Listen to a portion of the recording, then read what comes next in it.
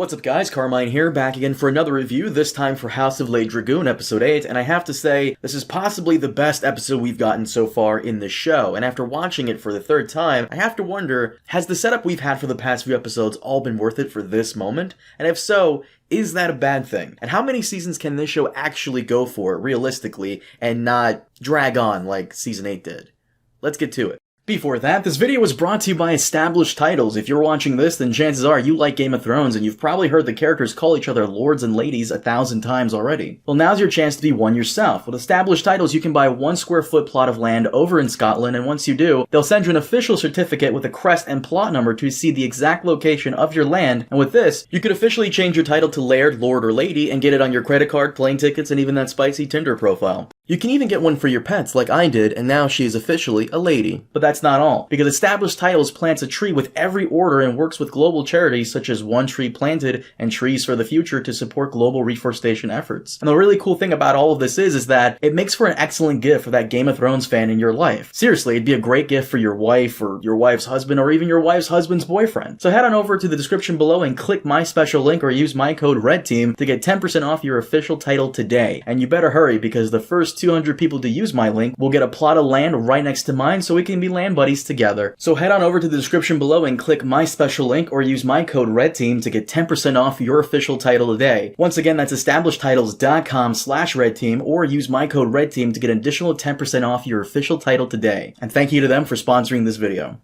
So after this episode, I think we can all agree that Paddy Considine did a fantastic job as King Viserys Targaryen, so much so that George R.R. Martin himself reached out to the actor and not only congratulated him on a fantastic job, but also said that his portrayal of the character was superior to that of the book version. Now, as someone who went through the Fire and Blood history book a while back and was hesitant about the whole spin-off, I gotta agree with George here. Paddy's portrayal of Viserys was so good it actually outshined some of the other characters in the show at times. I also asked you guys on YouTube who the MVP of this episode was, and more than 6,000 of you guys chimed in to say that Viserys was the man, and personally, I kind of expected Aemon to be the guy, but no, it was Viserys. He was the MVP here without a doubt. Oh, and shout out to George, by the way, for reaching out to the man and telling him this. It's high praise that any actor can receive doing a character in an adaptation to have the author himself come in and say that their portrayal is better than what they wrote, and Paddy deserves every bit of praise possible. Funny enough, George has actually done this before with other people, specifically Natalia Tenya, who plays Osha, and he also praised Dave and Dan a while back in season 1 for the inclusion of a scene between Arya and Ned on how he wished he could have put that scene in his books. So good on George for doing this.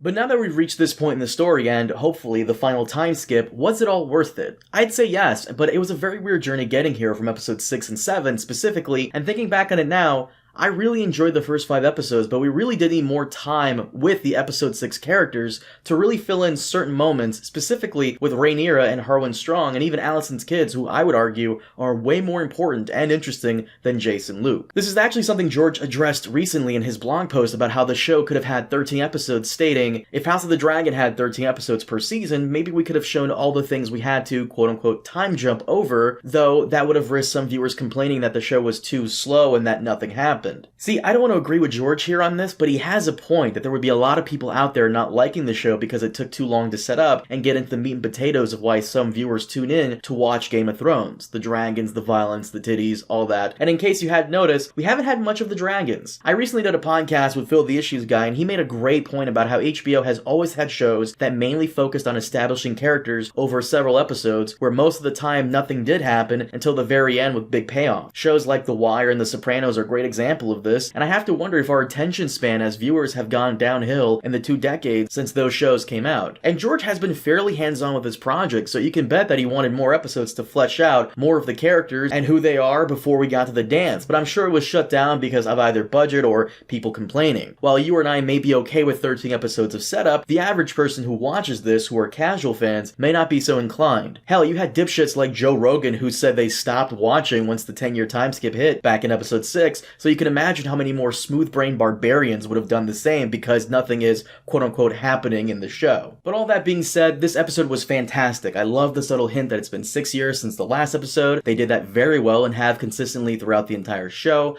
I love the performances from everyone and how they're given more depth and made more complex every time around. Daemon specifically was awesome this time, and even though he hasn't been doing much lately in the last few episodes, just seeing him as a family man, a brother, and someone willing to defend his wife was awesome. I would say say he almost stole the show, if not for Viserys. And I also really love that dining scene between the characters, specifically with Jace and Helena, and even Aemon, who is the perfect rogue character for the green side. And my only complaints that I did have were so minor that they're not even worth bringing up, so yeah, this was a pretty great episode. And of course, from what I hear, episode 9 is even better, which I find hard to believe, but we'll see. And of course, a final thank you to Paddy Considine for the Warner portrayal of the king. You will be missed.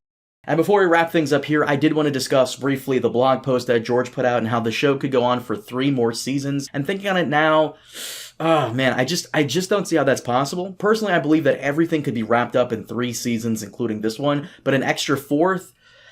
I don't know about that one. The one thing I am afraid of would be filler and how they could inject that into the show and bog it down with boring storylines that go nowhere. That's one of my main concerns, but so far, Ryan Condal has proven that he can inject lore-specific elements into the story without bringing it down too much, so I'll put my faith in him for now. Honestly, I prefer introducing characters from other great houses and bringing them into the fray and seeing where they could go, specifically the Tullys and the Greyjoys, who all take part in the upcoming conflict. Because if they're going to pad out to reach 4 seasons, then they might as well make it an epic on all locations like Game of Thrones did. As much as I like this show now, the one thing I would say it's missing is the multiple locations and familiar houses we've enjoyed in the previous seasons. The last thing I wanted to discuss briefly was how so many people are taking sides in the show and how much I enjoy reading those comments from you guys. Seriously. In a recent video I posted, the comment section is filled with people on either Team Green or Team Black, and I think this is perfect for the show that so many people are invested in, and props to the showrunners for making characters more complex than the source material did. Though some people were complaining that this goes against the source material, and that the Greens are getting way too much love from the showrunners and are being made more sympathetic because they're biased, and I don't know if I agree with that. Of course, the source material is a history book written from biased sources, so we don't really know what happened in those moments, of course, but the showrunners are going to make the characters more complex because they kind of have to, and because it works, clearly.